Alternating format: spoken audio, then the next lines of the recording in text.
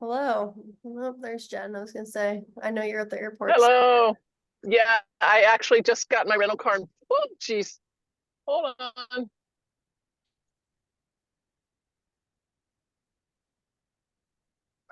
My rental car, and I'm in the cell phone lot and trying to make this work. There we go. I'm balancing this phone on the steering wheel. So, all right. I think we have hit the bewitching hour of 1 o'clock. Yep. Hi, everyone. So glad to see so many of you joined us today.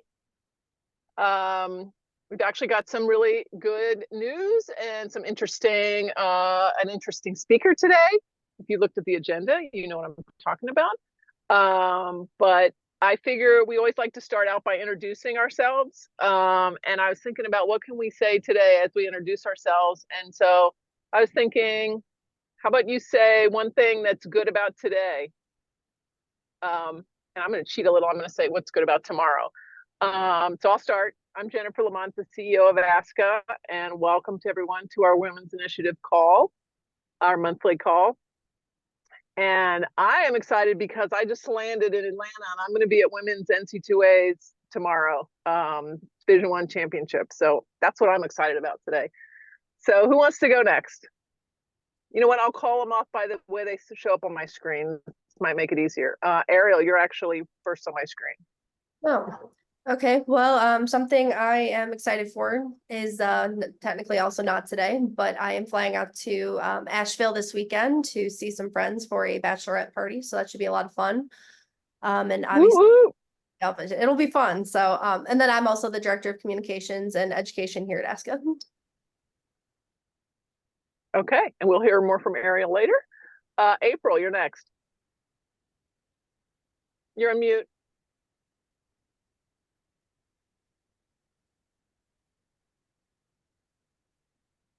April here in Colorado. It's 11 o'clock a.m. and I have to say that I'm excited about the summer that's coming. How about that? We're getting ready to do our taking down our bubble. We have a bubble on our pool and the bubble is coming down soon. So I'm excited about that. That is exciting. Patty.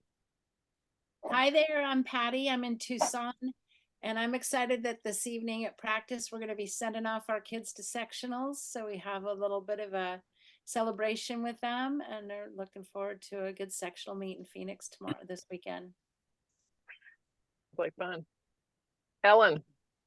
Hi, I'm Ellen. I'm from Westport, Connecticut, and done with Connecticut Swimming March Madness, and now just kind of getting ready for Y Nationals. Cool. Liz. Hi, I'm Liz Blau. I'm from Stamford, Connecticut, but I work with the New Canaan Caimans, and I'm getting ready to go to Tampa in 3 weeks with my group of kids for a championship meet, and I'm excited about swimming outside. Yeah, it's fun. Okay, cool. Welcome. Monica. Good morning. My name is Monica Lane. I'm from Napa, California, and I'm excited to be back in my own house. That was a long, long 3 days away from my house and my kids at prelims and finals. So it was just a long JO weekend was all. Yep, good for you. Good. And Napa's not such a bad place to be. Nah, it's never a bad place to be. Yeah. Kayla. Hi, I'm Kayla with Carmel Swim Club in Carmel, Indiana, and I'm excited for the fun and that Speedo sectional starts in 2 days. All right. Kayla, you're famous. Kayla was featured in the USA Swimming posts. That's what all the kids keep saying at practice, and I'm like, I'm not famous. USA Swimming's famous, Yeah. but Congratulations. That was cool. Thank you. Jenna. Hey, I'm Jenna. I'm from Portland, Oregon, and I'm very, very excited about some yummy, yummy spring weather we're having right now, which is apparently only going to last for another day, but I am super enjoying it right now. Good. Enjoy while you can. Edie. Hi, I'm Edie. I live in Bloomington, Illinois, and I am definitely excited about going back home on Friday for a week in Florida. Oh, good. Good. The weather is nice in Florida, I will say that. Good. Carla. Hi, good afternoon. I am Carla Harms and I am from Houston, Texas. I'm excited to be here. This is my first Women's Initiative phone call or Zoom call. So I'm just excited to join you ladies, see what this is all about. All right, cool. We're so glad to have you. Amanda.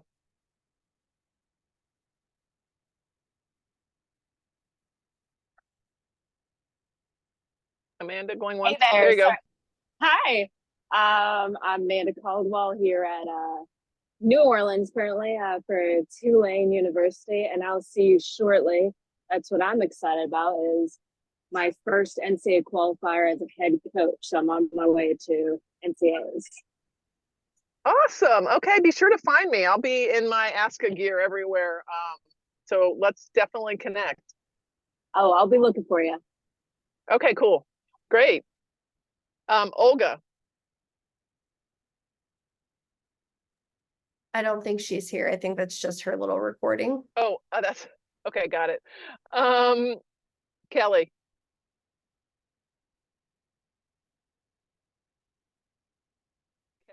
Kelly, you there? You put a chat here. She says, "Hey, I'm Kelly. I'm the assistant coach at Randolph-Macon College. I wanted to listen into the meeting, but I'm not in a spot where I can speak. So sorry." Okay. A great thing about No today problem. is I woke up early and used my time productively.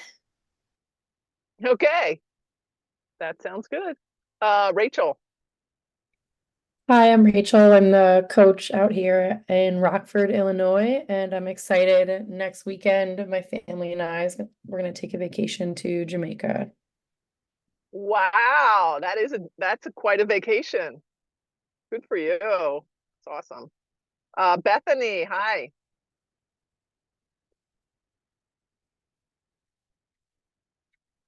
Bethany, can you introduce yourself? Okay, I'm gonna keep going. She's probably busy. Susanna. Hello, everyone. My name is Susanna. I am a assistant swim coach over at Mount St. Mary's University in Maryland. Sorry, I didn't know if there's anything else supposed to say because I kind of just like jumped on like a minute ago. No problem. What are you excited about today? Ooh, well, today's like my first actual day off for season, so I'm excited for that. That's pretty exciting. Good for you. That gives you the time to jump on things like this. So that's awesome. Yes, it does. Yes, it does. Yeah. Okay, cool. Okay, did I miss anyone? Oh, Mackenzie. Hello, I'm Mackenzie. I coach at Fort Collins Area Swim Team here in Colorado. And I am so excited about the sunny weather we're having. It's going to be 60 degrees. And like 3 days ago, everybody was getting pounded with like feet of snow. So today is a good day. Yay. Okay, cool. Kaylee, I think I missed you, didn't I? Yep, I am from DeKalb, Illinois. Our weather is not great, so I'm jealous hearing everybody's weather is so nice. But I am excited for Y Nationals. Yay. Okay, good. Good. I will not be at Y Nationals this year, but Dan Mascala will be there from our staff. So be sure to say hi to Dan. Okay, so next thing on our agenda, I want to give you guys some updates. One is that the Women's Symposium, we call it the WIMSIM, is a go, as I emailed all of you. I'm so excited about it. The work group has been doing a great job pulling it together, and we were able to get a few of the World Clinic speakers, female speakers, to do the WIMSIM as well. And I'm getting a lot of positive feedback about the lineup. So we've got Carol Capitani, the women's coach at University of Texas. We've got Abby Liu, who is the head coach at Bellevue Swim Club out in Oregon. And we've got Renata Porter, who is going to lead a panel discussion. If you don't know Renata, she runs a small business called Your Sports Resource and has an incredible background of a lot of the dry side issues about strategic planning, board relations she's really good on. And she's a female who has come up through the ranks, and her clientele is all swim clubs. So she has a lot of great experiences to share on. And she's a very big advocate for women in the sport as well. So Renata will be there, and who am I missing? One other headliner. Mika. Yeah, Mika Shaw is a mindfulness coach. She's also a former athlete. She was a national team athlete and open water swimmer, and her profession is in psychology, and she teaches mindfulness. So she's going to be a presenter as well, which I'm really excited about. And then we of course have all of our female ASCA board members who will be pitching in and helping along the way. Also, who are Mackenzie Novell, who's on today, Ellen Johnston, who's on today, Emily Molina from Lake Oswego Swim Club, and Megan Esting, who recently moved out to Malaysia. She was at Bend. So they'll all be involved, and we're excited about it. So I'm hoping all of you can make it. It's going to be on Wednesday, September 4th. It's the first day of World Clinic, but it's during the day. So it's 9 to 3 on that day. And then World Clinic starts at 5 o'clock that night with an opening night talk with Todd DeSorbo, and then an opening night party. So it's really easy for you to just come in and do the women's symposium first, and then it leads just right on into World Clinic that goes until Saturday. So I'm hoping all of you will be able to come, and I'm also hoping that you'll reach out to your networks and that we can get a really good showing. We're really trying, the work group is still working on the actual agenda. We're trying to build in a lot of conversation so that you can really dig into experiences and share experiences. We really feel strongly that that's how people are going to learn, if they hear how other people got through certain barriers. Anyone on the work group who wants to weigh in about the conversations we've had and where this WIMSIM is going? Yeah, I'll jump in. One of the things that we've been really focused on is, well, I shouldn't say really focused, but acknowledging that some women that are going to be there are going to really want it to be like a positive, feel good, warm and fuzzy experience. And some women that are going to be there are like, forget that. I'm an assistant. I want to be the head coach. I want this to be my salary. How do I do it? And we're going to have a lot of people that are in between, hopefully, in the room as well. So I think that, simply by having a room full of women with different goals, it's kind of a fun challenge for the committee to figure out how we can make it, an effective day for everybody. But I honestly think you're going to make connections with women that you might not meet in any other, realm of coaching.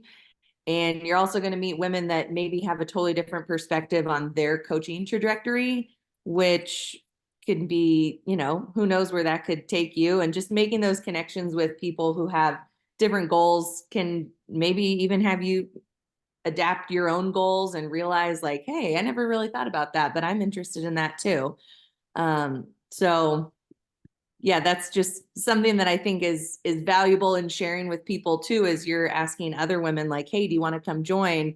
It's not just going to be all warm and fuzzy, and it's not going to be all business. We're going to really try to provide a little bit of everything for each person and kind of meet them where they're at and give everybody an opportunity to connect with people who are in different parts of their career at that point. That's all I wanted to add. Yeah, that's great. Thanks. Yeah, appreciate it. Thanks, Mackenzie. Mackenzie's cradling her 5-week-old baby, it looks like. Is that your She didn't want a nap, and we had an education committee meeting, so I'm just holding her. So that's where we're That's at. what you do. That's today. That's what we do. Yeah. Okay, cool. Anybody else? Anybody else want to weigh in from the committee, or anybody else if you have ideas or suggestions about the WIMSIM? I'm just gonna throw up the logo here very briefly if anybody else wants to talk while I'm doing that. Oh, yeah. Yeah, piggyback off of Mackenzie, I was going to say that, you know, with the panel and the balance of the people that want the warm and fuzzies and people that want to get to work, I mean, you get an opportunity to learn and grow from some of the women that have been in your shoes, and they all have inspiring stories and even answers to how to navigate certain situations. So that amount of time we're dedicating to the panel, I think is going to be very helpful with that elite group of women. Yep, great. Thank you. Anybody else?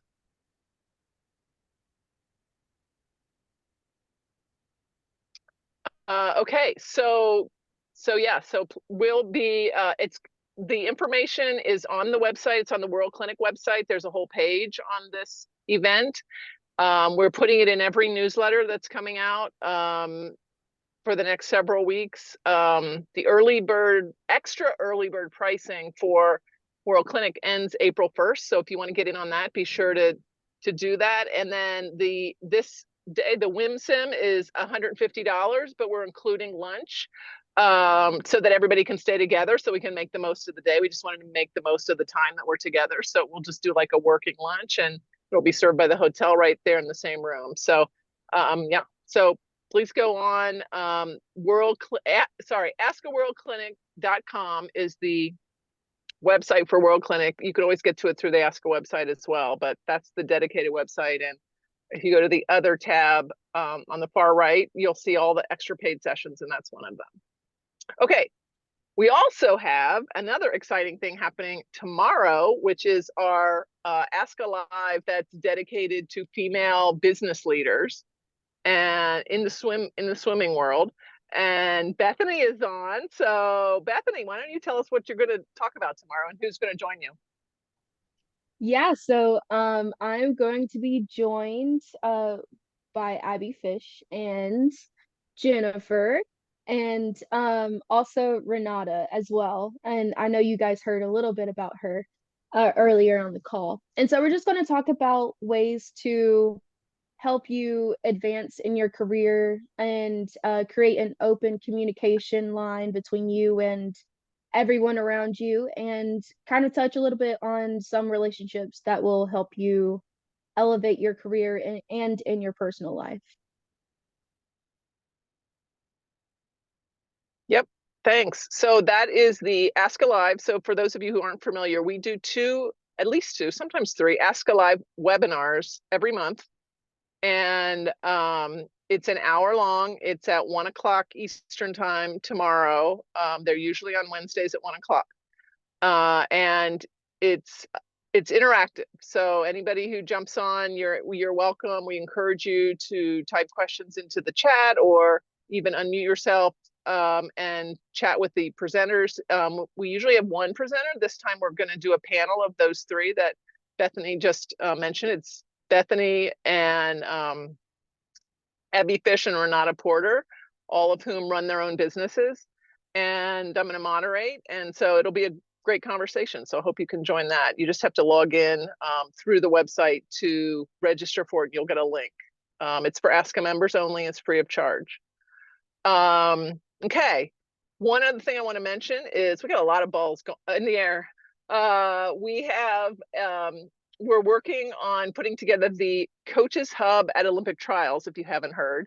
And it's going to be a room at the Holiday Inn across the street from Lucas Oil Stadium where the pool is. It's going to be a meeting room that's going to be, we're going to staff it all day, 9 o'clock in the morning till 8 o'clock at night. Final start at 8. And any Aska member is welcome to stop by. We're going to have snacks and drinks and educational talk on several of the days. So we've already got Greg Troy and Abby Fish confirmed. We're working to confirm top-notch speakers for the other days as well. So in between prelims and finals, you can come in and get some professional development. You'll be able to hang out, have a, network with people. And then also Russell Mark is going to be doing race analysis for anyone who has an athlete in the meet. if you bring over the video. He's going to have 15-minute slots from, I think we set aside 3 to 5 p.m. every afternoon, where he's actually going to let you sit with him and show the video, and he will give his race analysis for athletes who are swimming in the meet. So we're opening that up to any ASCA member. So what he used to do for national team members at USA Swimming. And so we're excited that that's going to be available to any ASCA member who's there.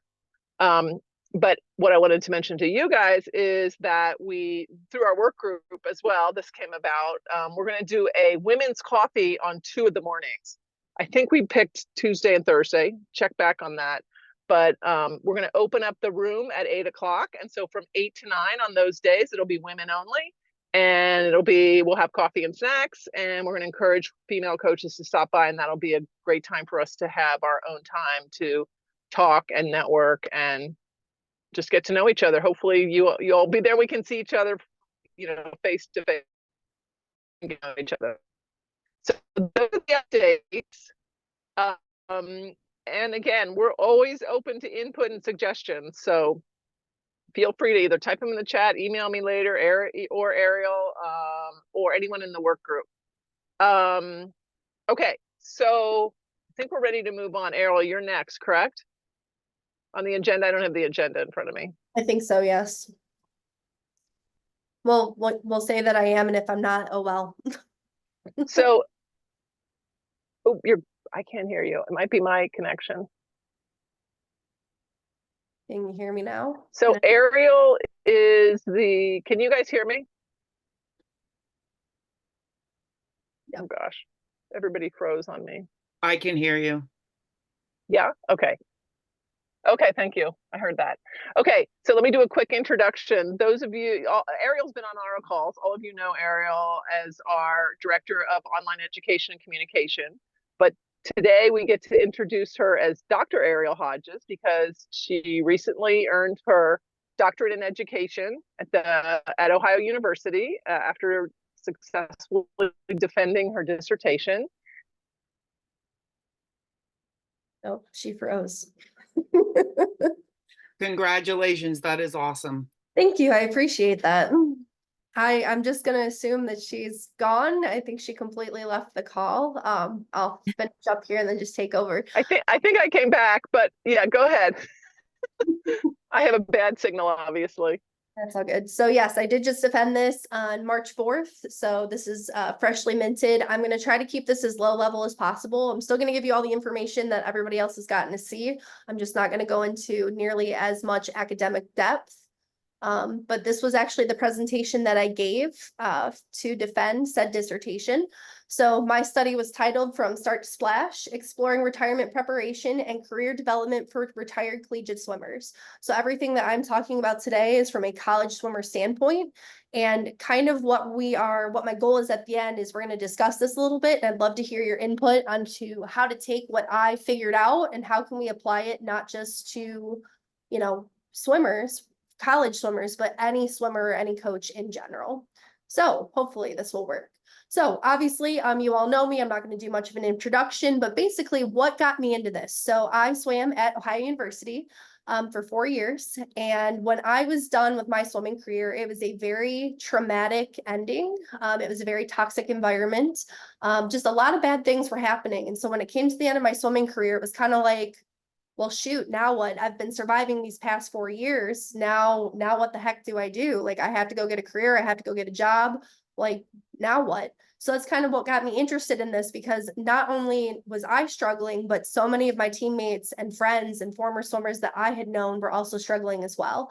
So I actually had to introduce the concept here of what is a swammer. I had to educate the entire committee. So you all know what swammers are, so I won't waste our time here.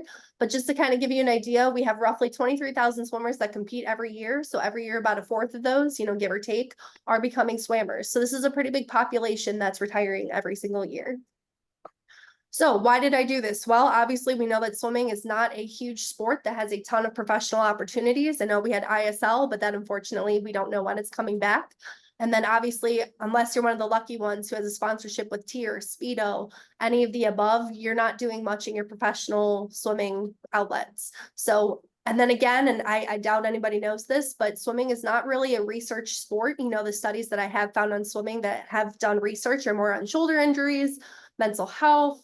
And if they do anything with the focus on swimming, it's like we had one swimmer in this study, or we had a random person who said they swam a couple laps. So in general, swimming is not really a heavily researched sport, which is also why I undertook this endeavor. So what I had to do to guide this study is I had to come up with 2 big questions that were going to help me answer with all of the data that was collected. So the first question was, how do former swimmers at NCAA Divisions 1, 2, and 3 institutions describe their career experiences related to career preparation? And then question 2 was, what are the life post-sport career outcomes of former swimmers who competed in NCAA Divisions 1, 2, and 3? Also to guide this, we had to do something called the theoretical framework, which is just basically 2 overarching theories that you then take and you dissect and you say, okay, Schlossberg's theory of transition, this explains how people go through transitions. So she's got a 4S system. And then of course we have a different theory here, which I won't go into much on, but it basically describes how different careers are important to different people at different portions of their lives. So this is kind of lurking in the background, but you'll see a little bit more of it when we come to the results. So looking at the literature, again, I'm not going to go super in depth here, but I had to do about 150 pages of what other people have done related to different sports. So I looked at the NCAA history. I looked at how the sport of swimming came about. We talked about expectations, perceptions, and the reality of student athletes. I looked at career development, athletic identity, student athlete transitions. So there was a lot of different information that's already out there, but again, so few of this actually pertained to the sport of swimming. So there's so much in all of this, but again, more needs to be done for swimming. So what did I do in order to graduate and to do this study? Well, I did what was called the basic qualitative research. So basically what I did was I did criterion sampling, which hopefully some of you saw. I put a social media post out on ASCA's website in the e-news, and I said, hey, if you are a retired collegiate swimmer who graduated in or before 2018, did you swim Division 1, 2, or 3, and are you a man or a woman? If so, come talk to me for an hour. So I sent that out to a lot of different people, and we had 2 different options. If you did it successfully, you got either an ASCA course or you were entered to win a $100 Amazon gift card. So how does this study work? Well, basically what happens is that I then got on a Teams call and I talked to these people for anywhere from 20 minutes to about, my talkiest person was about 60 minutes. So nice range in there. And then I was taking notes while it was going on. Then what you have to do is you have to do a data analysis. So I'm going through, I'm figuring out, what did this person say and what code does that fall under? How does this person? So looking through all of the comments, through all the quotations, and just figuring out what people were saying and categorizing it into a readable theme for the reader. Trustworthiness here is just basically making sure that I didn't cheat. So I asked everybody like, hey, is this actually what you said? Did I capture what she said appropriately? I had my professors checking it out. And then I had to write a statement that basically said like, I'm a swimmer, I've lived this, like I know what I'm talking about, but I'm not going to be biased when I do this. And then very basically, limitations and delimitations are basically, you know, I limited that the call for participants only went out to ASCA members, which we all know are professional swim coaches. So that's going to be a very different population than somebody like me sending it out to an alumni organization or sending it out to, you know, just different individuals. And then obviously I did not include anything having to do with COVID or having to do with NIL, because that was going to be a very big beast to conquer. And unfortunately, I did not have the time or the efforts to tackle that, but we could do that in the future. So what did my results look like? Well, I had 17 people in total that actually came and talked to me. I had people that ranged across a variety of ages, anywhere from 24 to 60 plus. Believe it or not, the average years involved in swimming, even though my participants were right around the age of 20s all the way up to 60s, their average years involved in swimming were about 30 years. That could be coaching, swimming, any of the above, but you can see that these people were very passionate about the sport of swimming. I had a couple of different jobs here that were represented. I had administrators, educators, doctors, nurses, police officers, military officers, and then I had 5 swim coaches that did the study. So we had a vast variety of jobs, experiences, ages, all of these different pieces. We also had people that graduated from the 80s, the 2000s, and the 2010s. And out of those 17 participants, we had 2 that did not use all of their NCAA eligibility, but everybody else had done that. So as you can see, this is kind of the breakdown of the people, and I'm trying to fly here so we don't have to spend too much time. But there were 4 main themes that I talked about here as I went through the study. So first of all is that a lot of these people, when they were doing their career preparation, they were really big on, they wanted to do it themselves. Even though there was stress, even though there was pressure, even though there were all these different things going on in their lives, they wanted to figure things out on their own. They were very proud of their trailblazing efforts, and they were like, I got this. We're going to do this. We're going to figure it out. A lot of people used on-campus resources, part-time jobs, internships, and networking. But again, it was this very big, resilient theme that came out here. The second theme that really came out was the amount of support that people received. It was very surprising. A lot of people were very on that self-resilient theme, like I said before. So support was there, just nobody talked about it nearly as much as what I anticipated, which is really shocking, especially when, you've got coaches, you've got athletic trainers, you've got all of these administrators, all of these different pieces and components, and yet only, I think, 8 people talked about that support they received. It's there, but clearly, there's a disconnect there. So moving along here, the third theme is that if you looked at the jobs that all of these former swimmers took, they were all very active, meaning that even though some of them might have been behind a desk, maybe, in that situation, but they were out, they were about, they were giving back to people. They were very involved in their communities. And that was huge. I mean, seeing how many people went that route of those active and meaningful jobs was absolutely crazy. And then another big piece, of course, that everybody talked about was losing their swimmer identity. That was a very big, very traumatic piece. I think out of the 17 people, 14 of them talked about it at length. So this is clearly something that, again, is very, very big. And then, of course, swimming did have a huge influence, especially with all of the participants in the study. All of them talked about at length how swimming shaped them, how swimming gave them opportunities. So even though a lot of these people had been very far removed from their college swimming days, they truly weren't removed from the sport of swimming. So, I mean, that's really not surprising to me, but again, just something that came out here. And then, of course, like I said, there's a little bit of discussion pieces here on the different theoretical components, but, identity loss was absolutely huge. It confirmed a bunch of literature, but again, this is actually contributing to said literature that swimmers actually do have, really strong identities, and they really do struggle when they lose those said identities. And then, of course, within the transition component, I talked about that a little bit earlier. We have 4 different pieces of a transition according to this theoretical framework. Everybody has their own situation. Some people were excited to retire from swimming. Other people's were really sad to retire from swimming. We had a lot of different people that were represented in this study under the self. So they were passionate, they gave back, they were self-reliant. But there were just so many different people and pieces and stories that were represented in this study, and it was just absolutely crazy. And then, of course, again, we talked about support a little bit more. It comes from a variety of entities, but again, I think there needs to be a much bigger emphasis on it because that was really where it was lacking. And then, of course, when it comes to strategies, people found the different roles that they loved. So when they lost swimming and they lost that identity, they then threw themselves into these active and meaningful jobs, and they kind of created this whole new persona, this whole new self, and it really helped them to get through, that loss. And again, this is our different, I'm not going to go through this study for you here, but what I wrote about next was the implications for practice. So not only did I do this study, not only did I get these results, now what am I going to do with it? And this is where I'm really curious as to what you all are going to have to say. But one of the big things that I really advocated for was getting more coach support. A lot of people felt like they literally said it was like my arm got chopped off when I was done with swimming. So what do I do now? A lot of people in the study, they also talked about how they wanted to be more involved as alumni. So some people said, I would love to be a mentor for my college team, or I would love to, I'm a mental health professional. I would love to come back and be the mental health professional for that swim team. So a lot of people talked about those different components of involvement. And then another thing that I proposed was more promotion of careers within sport. A lot of people didn't want to be involved in the sport of swimming necessarily as a coach, necessarily as a master swimmer. So a lot of these people talked about how, hey, I would love to be an accountant, but I'd love to be an accountant for a swim team. Or I would love to get a career in the sport of swimming that doesn't necessarily, mean putting my body on the line, but they still loved it and they still wanted to be involved with the sport. One other implication here that I talked about was just the research in general, you know, how can we better support the mental health and the well-being of swimmers as they're done with the sport? You know, like we said at the beginning, you don't really have much opportunity for professionals. It's that very top, you know, 0.01%.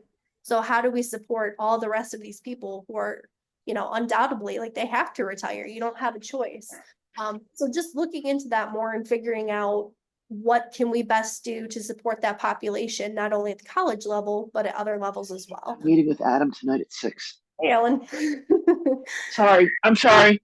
You're I didn't good. realize I had gone off for some reason. I'm sorry, I wasn't on mute. I apologize, Eric. Oh, you're good. I'm just about done anyway. So we're kind of just gonna stop here. I know I kind of breezed over some of the bigger pieces, but you know, kind of what I'm turning this over to with everybody here is that, you know, what does this mean for you? How are you supporting your swimmers both inside and outside of the pool so that when they retire, it's not this traumatic, you know, tough experience, you know? What can you do to help support that transition? And then of course, is there anything that you would recommend or anything that you would like to give input on that, you know, that I couldn't or that I didn't cover that you saw throughout this? So that's kind of my quick down and dirty presentation, and I will stop sharing, but would love to hear thoughts, comments, anything else. And That's yeah, awesome, Ariel. Thank you. you're welcome. Sorry, I told you fast too. No, that's I mean, I coached at Colorado State University, so it's a D1 women's team. I swam there, and then when I left swimming, I started volunteering as an assistant coach because I said, well, I don't have any money to give you and I have no skills. I was like coaching 6-year-olds how to swim. I'm like, but I mean, I have time. So I would go and volunteer for morning practice. And that was kind of like a way that I gave that, like in my head, that was my way to stay connected, to give back, you know, the whole thing. And then that ultimately led to being an assistant coach there for 6 years. And then I was the president of the Alumni Athlete Association, which is like the broader group that helped kind of work on projects like what you were just talking about. Like, how do we connect those athletes back to their sport, not just swimming? But yeah, kind of finding that like easy entry point for me was a huge piece of not just becoming this, like, I was working at Whole Foods. I was like a cashier. I was doing nothing. It didn't mean anything what I was doing. So, yeah, this is a really cool, incredibly amazing study that you've done. Thank you for sharing. Yeah.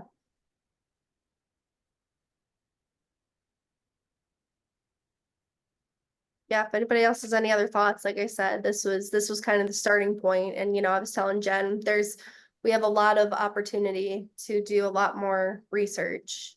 So who knows what could happen? Who knows what could come next? How long were you doing this research for, Ariel? When did you start it and how did you come? You said how you came up with it, but how long did it take you to get the information that you got? Yeah, so I went to school and I did all the classes, and that took me 3 years to do. And then I took 2 years off during the pandemic because that was just crazy. It was chaotic. I didn't think it was going to finish. And then when it came to the actual data collection, so I started in January of 2022. I went back, I wrote the first 3 chapters, which is basically like giving the overview of what the study is, giving all of that literature and information that I talked about, and then discussing how I was going to run the study. That took me about 6 months to do. I had to get IRB clearance, and that took me from around May until August of this year. And then I did the data collection after World Clinic. That took me about 2 to 3 months. And then it took me another 2 to 3 months to write up all of the results. And then here we are at March. So overall, it took me, I think, if you want to do the math, it technically took me 7 years in total to do it, but the actual research component was about 1.5 years. Oh, that's impressive. Very impressive. Yeah. Congratulations again. Thank you. I appreciate it.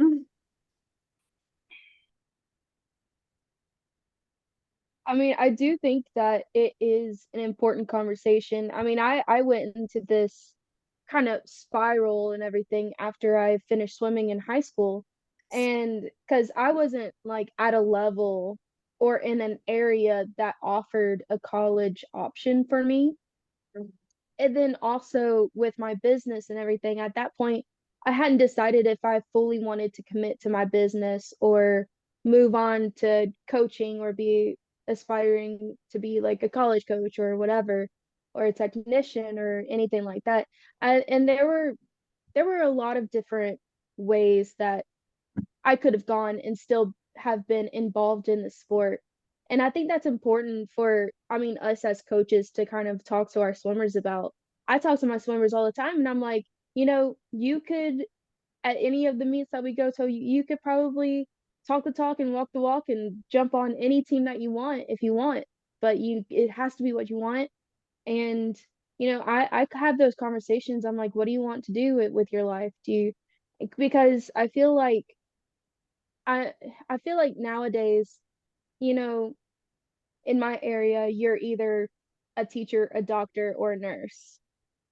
And those are like the only options that is available and that's like really, really taught in school. And I feel like, I mean, as a coach, I feel like I need to teach these kids that there's so many other options available. There's so many options that you can do just in swim if you want to go that route. If not, that's completely fine. I will support you no matter what you choose to do, and I will help you get there if you want me to help you get there. And that's kind of like my whole takeaway. Even swimmers that, you know, left my team or anything, I'm still like, I support you. And if you want to come back to me and help you with your college application or help you with your college essay or anything like that, I am here to help you. And I mean, that's what I try to do is I try to make all of my swimmers feel safe and supported fully in whatever they want to do. Yeah, That's kind of my take. yeah, that's so important because, you know, and I'm talking from personal experience on this point, but you know, I had so many friends that, you know, we were basically told swimming is only for 4 years. Focus on swimming. Don't worry about your academics. Don't worry about anything else. And then by the time we were done, we were all so broken physically, mentally, emotionally. And it was so tough. And we were all like, we wish that experience had been different. Like that to me was so, that's a heartbreaking way. And I never want somebody else to have to experience that. And then, you know, it's kind of like now we get into the dicey stuff. It's like, well, we're swim coaches, you know, how much should you be doing? How much can you be doing? Because we already all do so much as it is. So it's such a tough, it's a tough balance.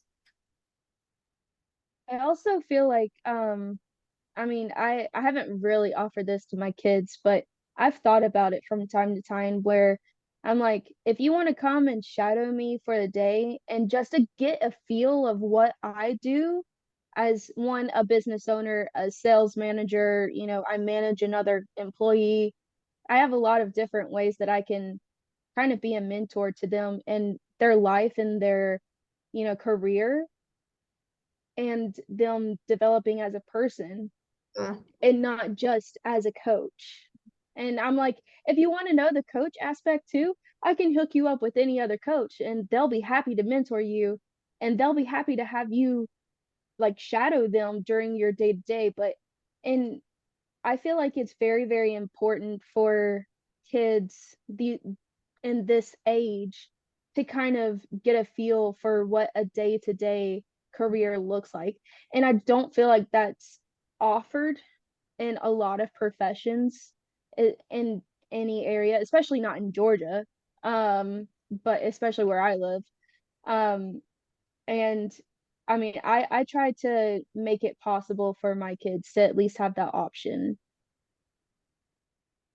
Yeah, it's a great starting point. I could sit here and talk about it all day, but I also know that I only have a short amount of time. So Jen, feel free to move on to the next point if you'd like to, unless anybody has any other thoughts.